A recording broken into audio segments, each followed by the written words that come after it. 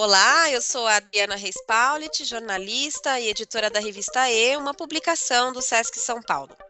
Este é o Encontros, série de bate-papos com especialistas, artistas, pesquisadores e personalidades que discutem temas diversos da atualidade.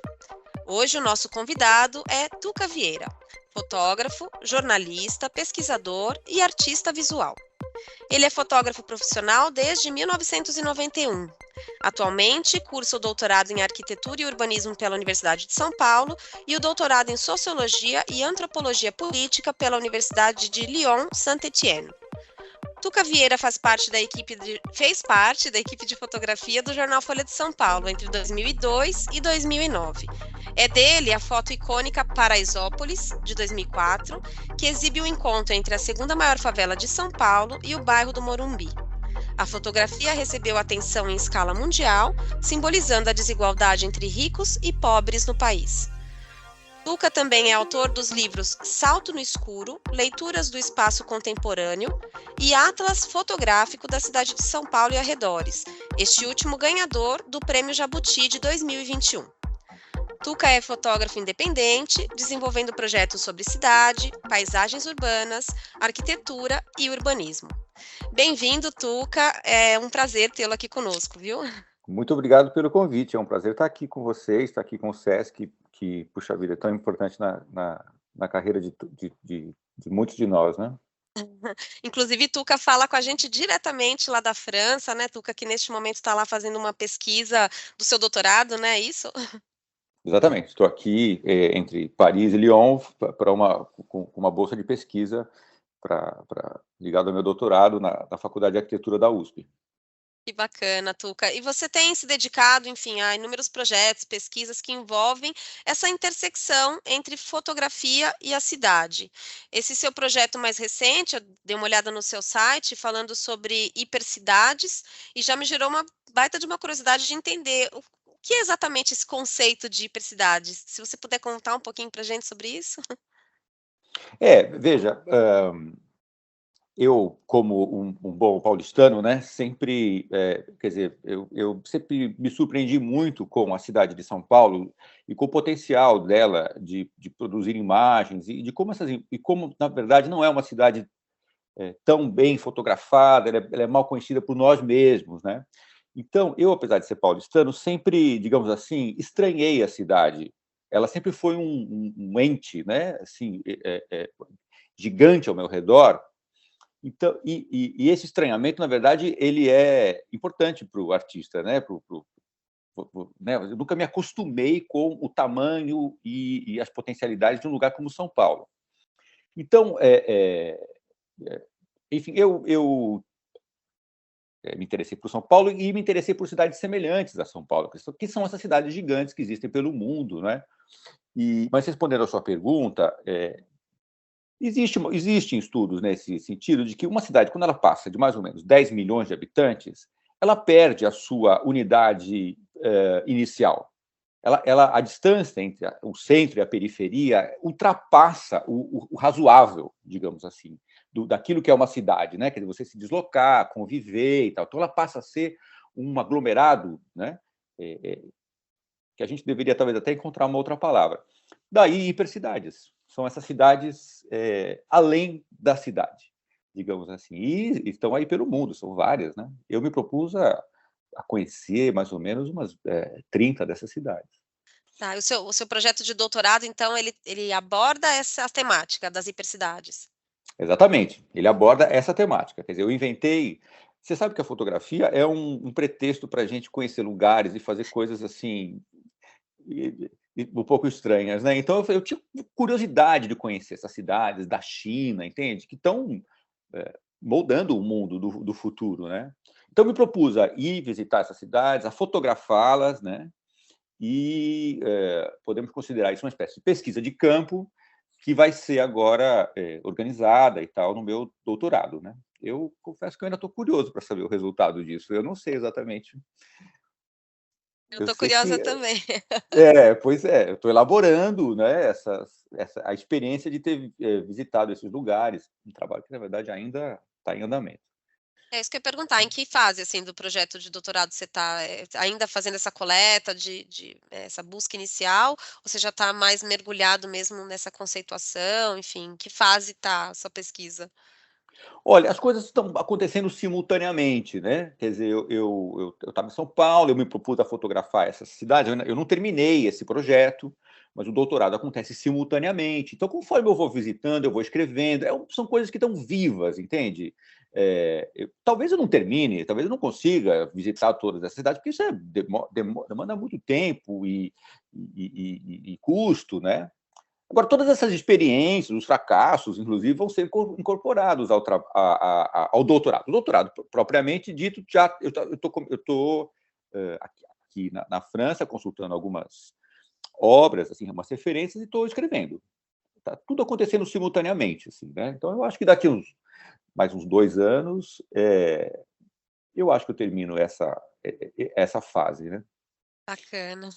E você, bom, você trabalhou em jornal diário, né? Você acompanhou o cotidiano da cidade, pulsante, né? Pela ótica dessa cobertura jornalística. Em que medida essa experiência influenciou suas escolhas como artista, como pesquisador? Que foi determinante, né? Porque o jornalismo, talvez o fotojornalismo ainda, quer dizer, esse fato de você estar na rua todos os dias, entende? E cada dia num lugar diferente da cidade, diante de um assunto diferente, né? Então, eh, veja, política, futebol, as periferias, questões urbanas, né? Então, é uma oportunidade de conhecer a complexidade de uma cidade como São Paulo, como impressionante mesmo, né? Quer dizer, o jornal, ainda mais eu trabalhei num grande jornal, como a Folha de São Paulo, então tinha carro, motorista, tinha assunto, né? Tinha condições de trabalhar assim. E então esse encontro, embora eu seja de São Paulo, foi nesse momento que se deu esse encontro com o gigantismo da cidade, né? Isso deixou marcas profundas na minha personalidade, no meu trabalho. Até hoje eu tento extrair dessa experiência, né, fotografias, enfim, coisas que Sim, eu faço. alguma pauta que te marcou, assim, particularmente dessa época de repórter fotográfico? Olha, eu viajei, conheci também o Brasil, assim, um pouco, fotografei política, assim, então esse viajar pelo Brasil foi uma coisa muito interessante. E agora, o jornal, você sabe, né? Quer dizer, eu aprendi um pouco a fotografar todos os assuntos. Eles são muito diferentes, né? Quer dizer, você fotografa futebol de um jeito completamente diferente de um espetáculo de dança ou de, né? Agora, quando eu fotografava a cidade, arquitetura, urbanismo, era onde eu atuava com mais, onde eu gostava mais, as fotos se destacavam, né? Então, esse tipo de pauta eu gostava, esse tipo de pauta assim, do dia a dia, assim, sabe? O, o calor, a noite, né? Assim, você, na verdade, pautas assim desinteressantes das quais você tenta extrair uma foto são as mais desafiadoras, né? Ah, sim. E lidar com as pessoas comuns também, né, acho que estar na rua, estar com um pouco desse imponderável, né, de você ir para uma pauta e eventualmente se deparar porque não é só paisagem, né, a gente fala em cidade, mas a gente está falando, é isso, em pessoas, né, que lidam com questões e muitas vezes em pautas que você trabalha a partir de problemas sociais muito sérios, enfim, então acho que isso também, né.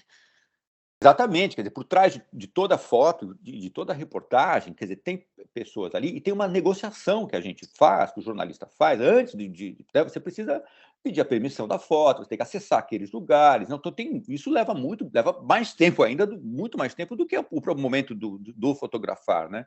Então, essas Claro. negociações diárias, se você convencer a pessoa e, enfim, se apresentar e mostrar o que você está fazendo, também é de uma riqueza.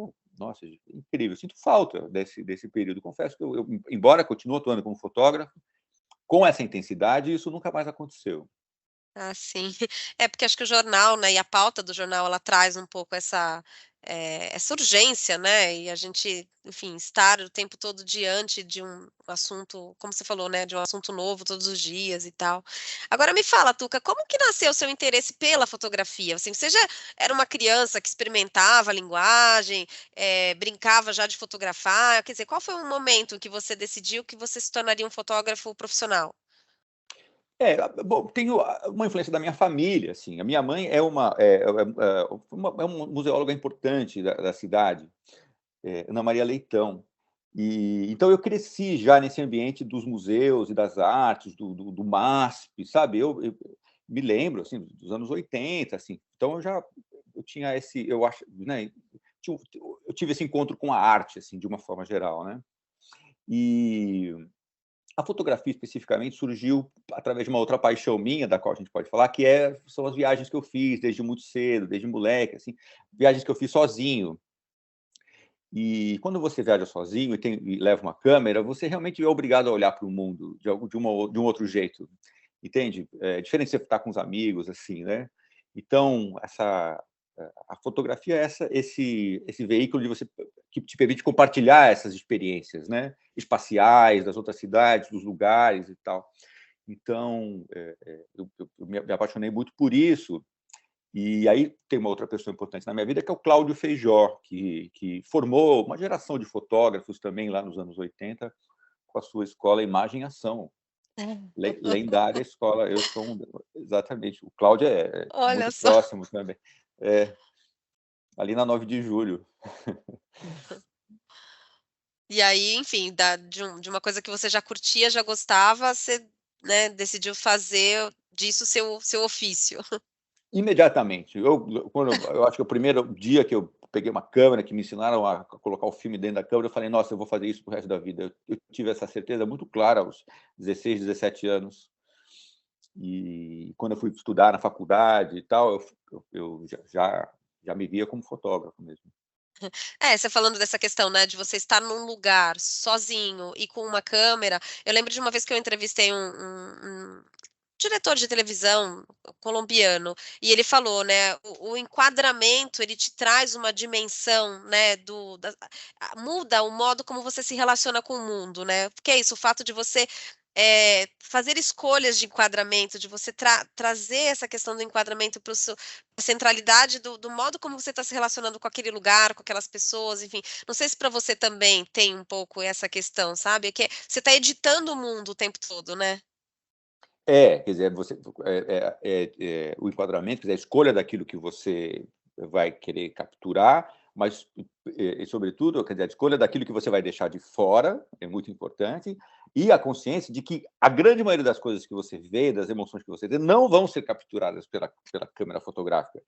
Então, viver com essa frustração também é um trabalho do fotógrafo, quer dizer, sempre uma fração daquilo que você tenta transmitir com a imagem, né? E depois outros significados que aquilo vai ganhando a partir dos olhares das outras pessoas que não viveram a experiência, né, como a sua, que estava ali, que escolheu aquele enquadramento, né? Exatamente. E isso é um pouco fora de controle. A gente não sabe como as pessoas vão receber, e elas recebem de formas super interessantes, assim, enxergando coisas que eu mesmo não havia, né, notado no momento. Super É, interessante. é muito maluco mesmo. Enfim, inevitavelmente eu vou trazer aqui a questão, né, da sua foto Paraisópolis, porque eu acho que isso deu uma dimensão de conhecimento sobre o seu trabalho, né, inclusive sobre a sua figura profissional, né? Então, Paraisópolis, uma foto que você fez em 2004, se tornou essa referência imagética mesmo da desigualdade no Brasil, né? Expôs ali lado a lado, na mesma foto, né, a segunda maior favela de São Paulo e o bairro do Morumbi, enfim, trazendo toda essa questão pulsante da desigualdade. Foi um trabalho que ganhou uma projeção internacional. Parece que a fotografia foi usada até num cartaz, né, de uma exposição no Tate Modern, de Londres, enfim. Olhando hoje, né, para essa repercussão toda, assim, na sua opinião, com esse distanciamento, que elementos presentes naquela imagem, né, você acha que deram a ela essa dimensão de importância, de alcance? Ela toca nesse assunto que que é cada vez mais importante, quer dizer, a desigualdade social, né? Isso a gente vem falando disso há muito tempo, né? E depois teve uma sobrevida há poucos anos com o livro do Thomas Piketty, quer dizer, então a desigualdade social, né? Agora, quando a gente fala em desigualdade social, a gente fala em ricos e pobres e tal, em geral são duas realidades que estão distantes, os ricos evitam estar próximos, então é muito difícil você fotografar, fazer uma imagem que dê conta, né, desses dois extremos que estão separados por barreiras e tal, né?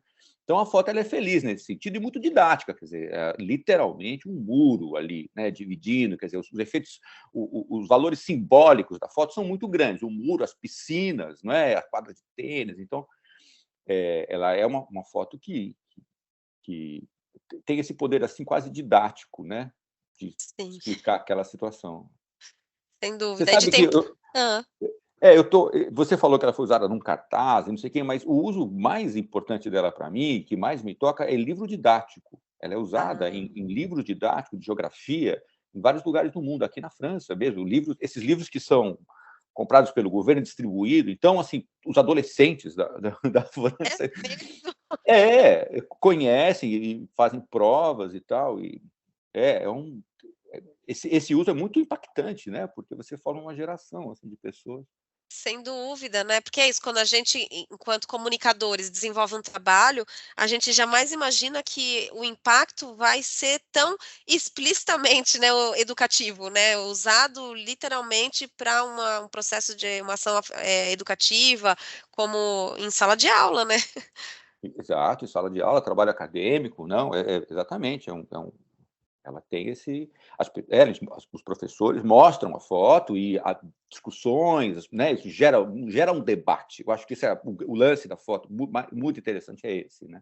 Gera um debate sobre o Brasil, sobre a desigualdade, e não sobre o autor. Veja, quer dizer, né, depois lá pelas tantas fala: "Bom, acho que alguém fez essa foto", né, e tal. Bom, mas isso E tudo bem para você isso? Como é que você lida? tudo bem, tudo bem. Nossa, eu acho muito legal, acho muito, muito legal isso, que gere um debate sobre o Brasil, sobre a injustiça, entende? Tem gente que te pergunta se é uma montagem, Tuca? Sim, claro, sim, sim. Ah, Já foi não debatido acredita que isso na possa ser internet. real, é? Ou se recusa, né, a aceitar, né. Sim. Eu sei que não tem muito tempo, alguns poucos anos, na verdade, fizeram uma reportagem sobre o edifício, né, porque parece que ele se tornou também um edifício decadente. Então, recentemente, assim, acho que é coisa de poucos anos, assim, que fizeram uma reportagem falando como, e aí, lógico, a foto voltou a circular também, porque foi um ícone mesmo, né, aquele momento. É verdade. Agora, ainda falando sobre fotografia e jornalismo, né, recentemente a gente acabou, na verdade, de acompanhar uma discussão, nem terminou, na verdade, uma discussão sobre limites do fotojornalismo em razão de uma publicação pela Folha de São Paulo de uma imagem feita pela fotógrafa Gabriela Biló, que mostrava o presidente Lula ajeitando a gravata, sorrindo, atrás de uma janela quebrada, e o que causava uma impressão de o que fosse um tiro, né. E essa foto gerou um amplo debate, enfim, acho que você mesmo também acabou se posicionando nas suas redes sociais, né. Como que foi para você? O que que você compreende desse episódio? Existem fronteiras para o fotojornalismo? Aquilo, né, como que a gente pode fazer uma reflexão sobre esse episódio? É uma reflexão difícil, Adriana, e quente, né, porque os mesmos fotógrafos ficam muito divididos, assim, né, entre uma espécie de conservadorismo do fotojornalista, né, uma pureza de um fotojornalismo como ele foi entendido nos últimos anos, e uma outra corrente que quer romper as barreiras, né, da linguagem e tal. De uma forma geral, essa foi a discussão, né? Uhum. Eu, particularmente, acho uma imagem bastante infeliz ali, naquele contexto, naquele lugar, não é? Quer dizer, e acho que tem várias camadas para a gente compreender aquilo, né? Isso é difícil enfim, é uma discussão longa, mas eu parto do princípio de que os princípios aplicados ao jornalismo de texto, o jornalismo escrito, devem ser aplicados ao fotojornalismo também.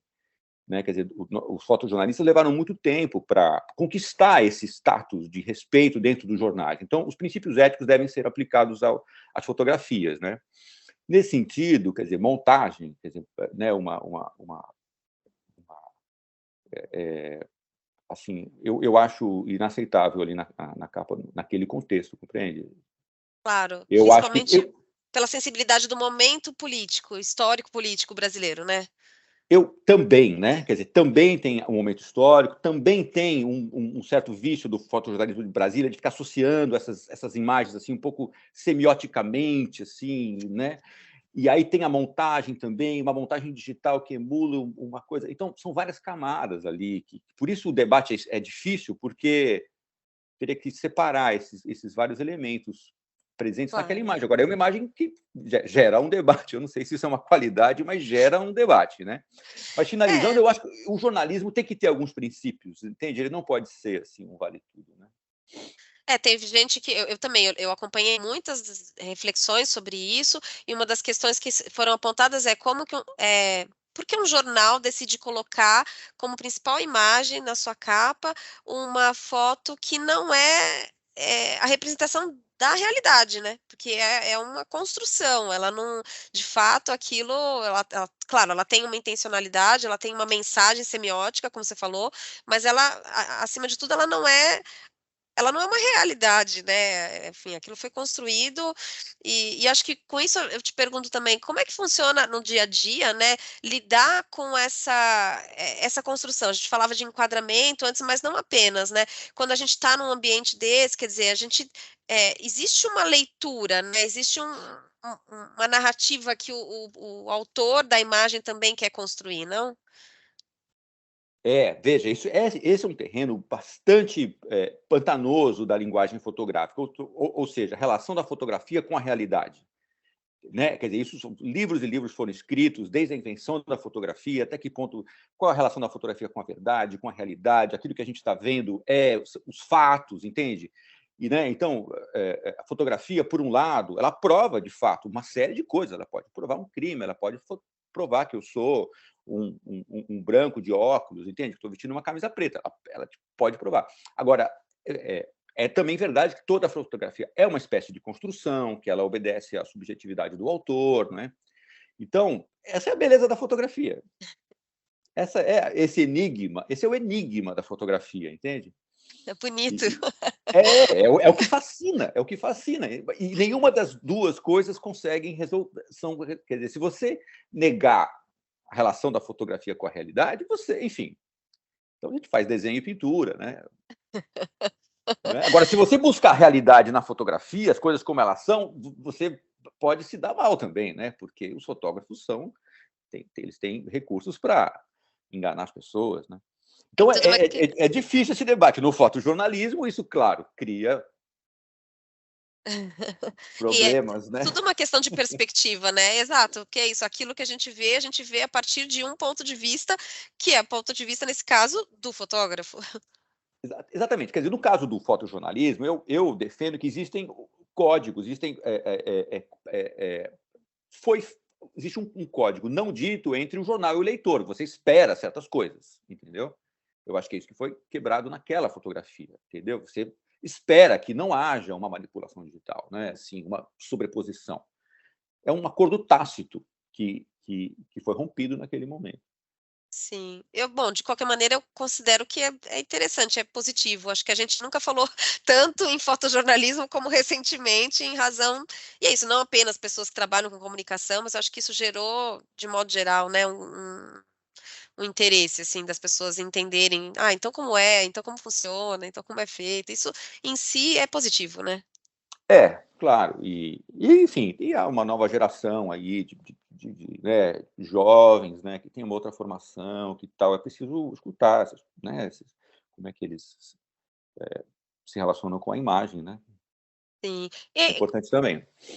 Tuca, e o grau de imponderável, assim, quando a gente está na rua, né, fazendo um trabalho fotográfico, claro, a gente sempre né, existe uma pauta, uma intenção, um planejamento, mas e o fator sorte, assim, de fato ele, faz a diferença?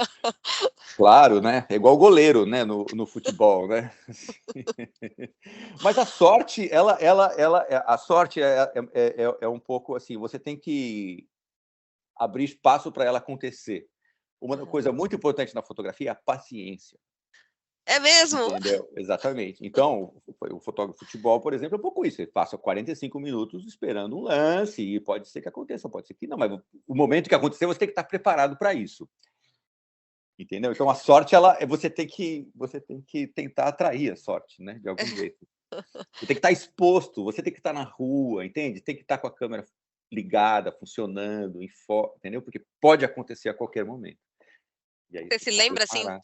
de algum trabalho que você desenvolveu que particularmente você considera que esse fator sorte, assim, eh, deu uma contribuída aí para o trabalho ficar como você gostaria? Olha, isso está assim, o meu trabalho é um pouco mais sereno, assim, é mais construído, né? A ideia de arquitetura, assim, acontecem esses momentos de sorte, mas não é uma coisa imediata, assim, muito rápida. Eu não sou um fotógrafo da velocidade, né? Mas é claro que se você está fotografando uma coisa bonita e entra uma luz de repente, ou chove, né? Essas coisas imponderáveis também estão no campo da sorte, assim, né? O nosso colega Romeu colocou aqui no chat uma pergunta, eu vou ler para você. Ele diz aqui uma pergunta meio genérica, mas qual foi a imagem mais desafiadora, tirando a do Morumbi? Eu nem sei se foi a do Morumbi a mais desafiadora, mas enfim, que você já capturou e como superou os obstáculos para obter a foto. Você quer contar, assim, para gente um exemplo de um trabalho que você considerou particularmente desafiador? O que eu acho mais desafiador, inclusive, eu acho que quando você fotografa algum tipo de tragédia, né? Assim, quer dizer, a ideia né? Por exemplo, eu me lembro uma vez, às vezes as fotos não são resultado, o resultado é duro, assim, mas fotografar, por exemplo, um deslizamento de terra numa periferia de São Paulo, por exemplo, entende? Quer dizer, eventualmente alguém perdeu a vida ali, eventualmente você está perto dos parentes, né? Quer dizer, esse ambiente, para mim, eu acho assim, a coisa mais desafiadora que pode haver na fotografia, entende? Porque você está lá para reportar, e como é que você não vai se envolver com isso, né? Então, eu não eu presenciei alguns momentos desses na minha carreira, mas, claro, tem fotógrafos que se especializam nisso, né? Sim. E eu acho isso realmente, assim, um incêndio, deslizamento de terra, um conflito, né? A gente né, sabe, às vezes, de alguns relatos de fotógrafos que estiveram em situações de grandes conflitos, de guerra até, e que às vezes tem que tomar decisões até éticas, né? É isso, porque está diante de uma situação extremamente delicada, de vulnerabilidade humana, e você ali na condição de um profissional que tem que registrar, e ao mesmo tempo um ser humano, um cidadão, enfim, né, solidário que sofre aquela dor também, né, de alguma maneira, enfim, então, de fato, alguns trabalhos são extremamente desafiadores, né. É, exatamente. Claro, e há outros trabalhos que são desafiadores do ponto de vista técnico, né? Assim, claro, você fotografar uma coisa muito veloz, um esporte e tal, né? Quer dizer, um outro tipo de desafio, né? Que a fotografia impõe também, né? Como é que você vê, recursos tecnológicos como, por exemplo, hoje os drones? Você acha que isso, de certa maneira, interfere ou prejudica o trabalho do fotógrafo autoral? Olha, eu acho que não, o efeito dos drones assim não é muito. Ele não é tanto sobre o fazer fotográfico. Claro, o fotógrafo aprende a usar o drone, e aí há uma coisa meio videogame assim do drone também, né? Divertida. A gente anda menos de helicóptero, que é verdade também, assim, então ficou mais barato, né? Esse é o outro efeito do drone. Agora, eu acho que o grande efeito do drone é outro, é sobre o observador, né? O jeito que a gente está vendo as imagens, que a gente está, de repente, vendo o mundo como se a gente fosse um pássaro o tempo inteiro, né? É verdade. E às vezes tem, sei lá, tem até festa junina agora feita de drone, né? Assim, quer dizer, vai fotografar o churrasco da família, assim, de drone, né? Então a gente passou a ver o mundo de cima para baixo, assim. Então eu me pergunto, e até escrevi um pouco sobre isso no meu livro, sobre o que isso implica, né, na nossa postura diante do mundo, assim, entende? É O que verdade. é, né, essa visão de fora também, né? bela, porque transforma tudo, fica atraente, bonito, né? Sem dúvida. É, Não, eu achei bonito esse olhar, né, eu não tinha pensado nisso ainda. Estamos vendo o mundo como os pássaros, né. como os pássaros, ou como uma entidade, né, divina, assim, né? Eu acho que isso tem implicações, porque eu fiz um trabalho chamado Atlas Fotográfico da cidade de São Paulo, onde uma das premissas do trabalho, são 200 fotos, eram todas as fotos do nível da rua, com o pé no chão. E era digamos assim, um manifesto anti-drone, entendeu? Que era assim, não, precisa ir lá no lugar, não adianta a gente ficar vendo como pássaro, tem que aportar ali, né? Eu queria até que você contasse um pouco como que surgiu a ideia desse atlas fotográfico, quer dizer, como é que nasceu? Foi uma provocação de menino sua para você mesmo, assim, como é que foi isso? Sim, como tantos trabalhos, né? Se coloca um desafio, né? Mas eu acho que tem a ver com um período de jornalista mesmo, quando eu trabalhava no jornal e percorria a cidade. Depois esse período um pouco acabou, de reportagens diárias, eu fiquei com saudade, eu acho, da cidade, de percorrer ela novamente, sabe? Então eu mesmo inventei para mim um problema, né? E eu imagino que você, assim como eu também, na fase de repórter de jornal diário, muitas vezes saiu com o guia geográfico da cidade de São Paulo no colo, né, olhando. Claro, Inevitavelmente tem um valor afetivo muito grande o projeto, né. claro, a gente é claro, eu sou, imagino que nós aqui, assim, somos dessa geração de transição, não é? Quer dizer, a gente começou no mundo, enfim, das coisas físicas, do papel impresso, né? Da fotografia de filme, a foto do Paraisópolis é película, assim, ainda, né? Tem o Nossa, negativo. E a gente já uau! passou. Pois é. E aí foi para esse mundo agora todo digital. A gente fez essa transição geracional, assim, né? Eu acho que a gente até tem uma responsabilidade em relação a isso, assim, né? Então, é isso. O guia era isso, né? Esse livro que depois se transforma no Google e o Atlas ele está falando sobre isso tudo. E acabou ganhando um reconhecimento, né, com o prêmio Jabuti. Você imaginava, assim, que essa brincadeira, essa provocação acabaria tendo uma projeção como essa? Eu não faço os trabalhos pensando muito assim no que ele vai resultar. Agora, eu sabia que era um trabalho de fôlego, que levaria muito tempo, que se ao acaso conseguisse concluir, porque um trabalho desse é o primeiro, será que eu vou conseguir fazer isso? Né? Então você começa, talvez não, né? Mas enfim, eu sabia que se eu conseguisse concluir ele teria uma certa importância, seria enfim, um retrato da cidade naqueles anos ali, né? Importante, que eu espero e até que daqui a uns anos ele ainda sirva de referência, né? Ah, sem dúvida. A nossa colega Viviane pergunta aqui: "Tuca, que foto você gostaria de ter tirado?" Essa eu respondo assim, essa é fácil para mim. Eu gostaria de ter tirado a foto feita pela nave Apollo 17 em 1970 e pouco, fotografando a Terra vista do espaço.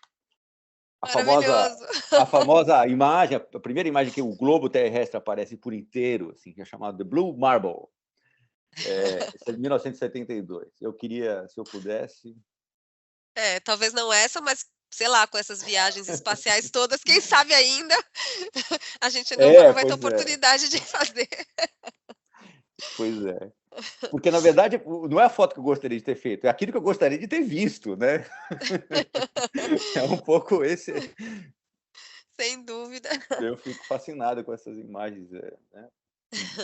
A Juliana pergunta aqui também: a decisão pelo mestrado em arquitetura foi influenciado pelo gosto na fotografia, a vivência nas cidades? Qual foi o tema na dissertação e se a fotografia também foi ferramenta principal de análise do seu trabalho? Pois é, como eu disse lá atrás, eu decidi ser fotógrafo, fui estudar faculdade, fui estudar letras, mas eu sempre achei a arquitetura uma coisa fascinante. E não estudei, muitos anos depois, eu me reconciliei com a arquitetura quando fui fazer pós-graduação.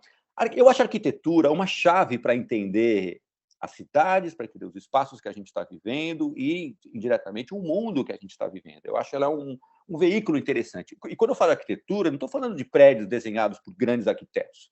Estou falando da cidade. entendeu?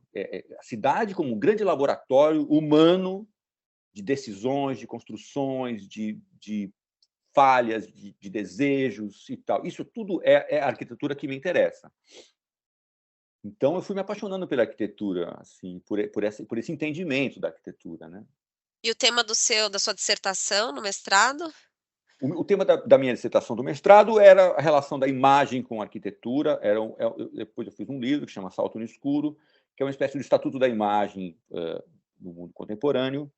É um livro de ensaios. Os ensaios são relativamente independentes uns dos outros. Então, tem ensaios sobre alguns arquitetos, sobre algum artista que eu gosto muito, sobre a minha percepção da cidade. Mas eu acho que o conjunto fala um pouco do significado da imagem no mundo que a gente vive, e implicações mesmo disso, e posturas políticas, enfim, posturas. Né? Sim. É um livro Ó, bem experimental, assim, o meu salto no escuro. Assim. E você, na sua trajetória profissional, bom, você já visitou, né, alguns países, inclusive alguns dos trabalhos que a gente mantém aqui no nosso acervo Sesc de arte são, né, fotos de países diferentes e tal. Você, quando você está num território desconhecido, o que te instiga, assim, no seu olhar como fotógrafo, né? Você está ali num ambiente pela primeira vez, como é que você lida com esse desconhecido como fotógrafo? É a atração pelo estranho, né? O nosso olhar fica muito aguçado quando a gente viaja, né? Quer dizer, qualquer turista sabe disso, né? Quer dizer, quantas pessoas só fotografam, aliás, quando viajam, né? Quer dizer, o olhar fica assim afiado, né? Reparando nas coisas, né? E eu sempre acho um exercício muito interessante a gente tentar fazer isso na nossa própria cidade, né? Assim, eu acho isso muito esse olhar estrangeiro sobre São Paulo me interessa muito, quer dizer, eu gosto de ver fotógrafos estrangeiros que fotografaram São Paulo, né? Então esse efeito quase assim crítico, digamos assim, sobre o nosso olhar quando a gente está viajando, isso eu acho super interessante, né? Assim, como o olhar fica fiado, assim. Talvez o grande desafio justamente seja a gente manter essa curiosidade, esse olhar sobre o desconhecido, na nossa própria cidade, né? E especialmente a gente que vive em São Paulo, considerando o tamanho de São Paulo, como você falava logo no começo, né, das hipercidades, são muitas cidades em uma mesma cidade, né? Eu acho que a palavra-chave disso que você falou é curiosidade, né? Enquanto o fotógrafo, o jornalista tiver curiosidade, ele vai ter o que escrever, né? Eu acho que quando você perde a curiosidade, realmente, né? Eu tenho uma curiosidade assim absurda. Aliás, é aquela história. Se você diz para um fotógrafo ou um jornalista, né? Fala assim, olha, tá vendo essas casas aqui? Você pode entrar em todas e fotografar, menos nessa. Eu digo, mas é justamente essa que eu vou querer ir imediatamente, entendeu? Então, enquanto houver esse tipo de desafio, eu me movo, assim. Ah, que barato. É, Já que eu tô doida para entrar na tal da casa também.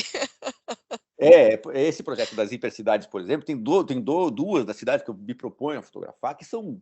Eu não vou descansar enquanto eu não conseguir ir para Kinshasa, no Congo, entende? E aí são lugares complicados de ir, né, para Nigéria e tal. Mas me anima muito, assim, quem sabe. O nosso colega Éder pergunta aqui, é uma pergunta, no campo da fotografia aérea, é muito comum tomarmos contato com fotografias muito exuberantes e com grande apuro visual nas composições, mas também é recorrente vermos imagens plasticamente limpas, de exaltação da monumentalidade arquitetônica, econômica, que por vezes se distanciam das contradições sociais colocadas naquele ambiente.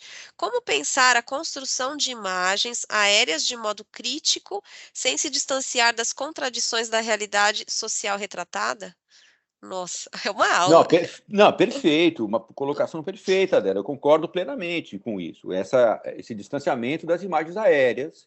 Né? A imagem aérea transforma a superfície da Terra numa espécie de tela, entende? Bidimensional. Então, ela é própria para os desenhos gráficos, entende? Para combinação de cores, ela transforma aquilo numa superfície, né? Quase uma pintura. Então, ela embeleza as coisas, né? Mesmo situações, às vezes, né, desagradáveis e tal. Então, o que ela está dizendo, eu concordo exatamente. Por isso, o atlas fotográfico, né? Quer dizer, volta à rua, né? A palavra aí quer dizer, uma palavra desgastada, mas assim, em busca de uma certa empatia com aquilo que você está, que está ao seu redor, né? Agora, como produzir imagens aéreas e de forma crítica ao mesmo tempo,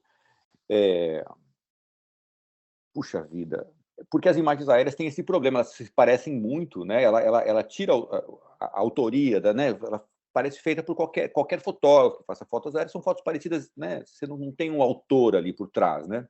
Uhum. Então, eu diria fazer menos fotos aéreas. Um pouco Talvez aéreo, um seja. pouco ali no pé no chão, né? Quer dizer, você perguntar a necessidade da foto aérea, né? Quer dizer, ela vai contribuir para o entendimento daquilo, quer dizer, né? Claro, muitas vezes contribui, é evidente. Tipo, o efeito pedagógico, a minha foto de Paraisópolis é uma foto aérea, né? Então, eu acho que é perguntar se vale a pena, se é necessário, né? Quer dizer, assim, por que você vai fazer essa foto aérea? Só porque ela é espetacular, porque ela é bonita? Não, isso não é suficiente. Não é mesmo, né? Eu acho que A Denise fala aqui, a temática constante nos trabalhos do Tuca é a desigualdade e os contrastes.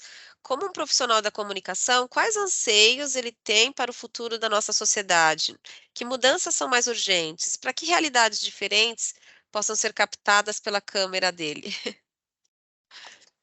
puxa vida, né? O Brasil é um país, puxa vida, com injustiças assim inaceitáveis, né? Inaceitáveis. É um país recursos naturais, né? Quer dizer, tudo isso e essa concentração de renda assim absurda, né? Quer dizer, puxa vida, como, né? Assim, é uma pergunta tão tocante, né? Assim, é a pergunta mais importante de todas, né? Assim, na verdade, assim, todas as outras se tornam irrelevantes, né, diante dessa.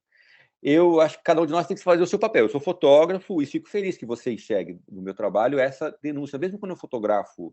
Eu não sou um fotógrafo de retratos, por exemplo, né? Quer dizer, eu não estou fotografando ali as pessoas, mas eu fico feliz que as pessoas, como essa moça que fez a pergunta, reconheça que é possível falar da desigualdade social, das injustiças, fotografando arquitetura, fotografando qualquer outra coisa. Quer dizer, há várias formas de denunciar essa situação, né? Inaceitável. Agora, o Brasil tem esse potencial gigantesco, né?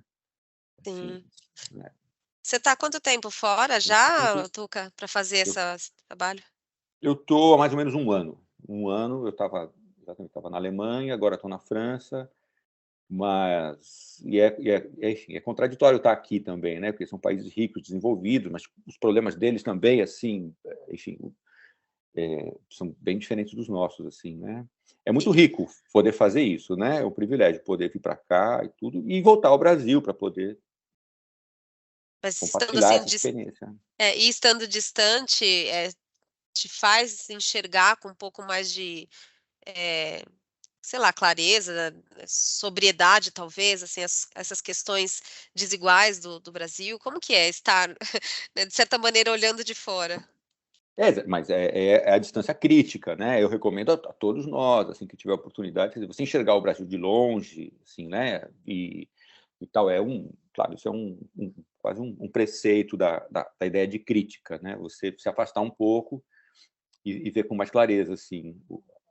A nossa colega aqui, a Adriana, pergunta, minha xará, pensar que a fotografia aérea retira o dado de proximidade, da possibilidade de se relacionar com o outro, com a realidade do entorno e estabelecer relações sociais, críticas e sensíveis.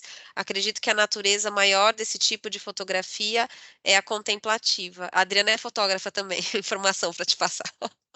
Que bom, eu concordo com ela também, acho exatamente isso. Que bom que fazer essa crítica ao tipo de imagem, né? Quer dizer, ela quer uma imagem que domina mesmo, e profissionalmente ela resolve qualquer situação, entende? O fotógrafo está lá e não sabe o que fazer, ele manda um drone ali, resolve ali, né? Mas mais, na verdade, é mais fácil, entendeu? Fazer uma foto aérea do que você ir lá, descer e negociar com as pessoas e tal, tal. Então, eu concordo com essa visão, assim, cética um pouco, né, do Agora, bom, para além de, seu trabalho como pesquisador, do doutorado que está te ocupando nesse momento, tem algum outro projeto que você já tem em mente, enfim, um desejo de um trabalho para um futuro aí? Como é que tá seus planos, assim, daqui para frente? olha, eu pretendo terminar, quer dizer, eu vou escrever aqui ligado ao meu doutorado, pretendo fazer claro, tem um lado, assim, mais acadêmico, mas eu pretendo fazer um livro, assim, onde eu vou contar uma série de experiências minhas, de viagem, de coisas que eu vi, vou descrever e vou organizar uma série de fotografias que eu fiz. Estou prevendo um livro, assim, para daqui a um ano, alguma coisa assim, né. Isso já é um bom desafio. Pretendo terminar o projeto da cidade, se for possível, fazer essas viagens e tal. E agora e talvez dar aula mesmo, voltar eu dei aula um pouco em São Paulo, comecei a minha atividade como professor na escola da cidade, e é muito gratificante também, né, então esse momento de devolver as coisas, eu acho muito legal. Veja, eu estou aqui com meus, 48 anos, mas claro, não sou um grande senhor da fotografia, assim, mas eu já me sinto um pouco na responsabilidade de transmitir coisas que eu aprendi na vida para gerações mais jovens. Isso é uma coisa que me interessa muito. Então, quando eu escrevo, tanto o Salto no Escuro, agora esse próximo livro, e as fotografias, as aulas que eu dou, assim, eu gosto muito desse diálogo, assim, com as novas gerações e aprender com eles também. Então, eu não sei, no futuro eu gostaria de estreitar mais esses diálogos geracionais, assim, sabe? Sim, totalmente. É muito legal, né? É, a Adriana complementou aqui, bom, pensando na altitude que se fotografa, quanto mais baixo se está, menos dissolvido o detalhe está, e ele pode ser visto e passa a ser narrativo, como na foto de Paraisópolis, Morumbi. Beijos ao Pois Tuca aí. é. Tá vendo? As fotos aéreas são polêmicas, né? Tem a ide Pois é, tem a ideia de visão de pássaro, mas também tem a ideia de visão divina, né, onisciente, né, assim, que enxerga as coisas com distanciamento, com autoridade, talvez, né. Eu acho isso é bom, isso é muito bom, essa reflexão. Muito legal, Tuca. Bom, é Bom, isso. Eu te agradeço muito por essa conversa. É uma delícia falar sobre fotografia. Te desejo muito sucesso, né, na finalização desse seu trabalho de pesquisa. Que você volte muito curioso para o Brasil, para que a gente possa também ter a oportunidade de trocar mais diretamente com você. Enfim, é muito bom ter você aqui. que legal, para mim também, super legal. Tenho que dizer assim que tanto a fotografia é uma experiência muito solitária, pelo menos para mim, né, meu trabalho, e esse trabalho de pesquisa também eu estou aqui no exterior, então eu tenho que lidar um pouco com isso. Então saber que vocês estão aí, que vocês se interessam, que o meu trabalho repercute de alguma forma, é a coisa mais gratificante que pode haver. Então eu sou muito agradecido pelo interesse de vocês. Que bom. A gente manda o nosso calor daqui Ai, do que Brasil para bom, você. puxa vida, é o carnaval, né? Pois é. Exato, também. Ai, muito bom, gente. Então a gente conversou aqui com o Tuca Vieira, fotógrafo. Agradeço demais. Prazer, viu? Um prazer, Adriano. Um abraço a todos vocês. Um grande abraço. Até a próxima oportunidade.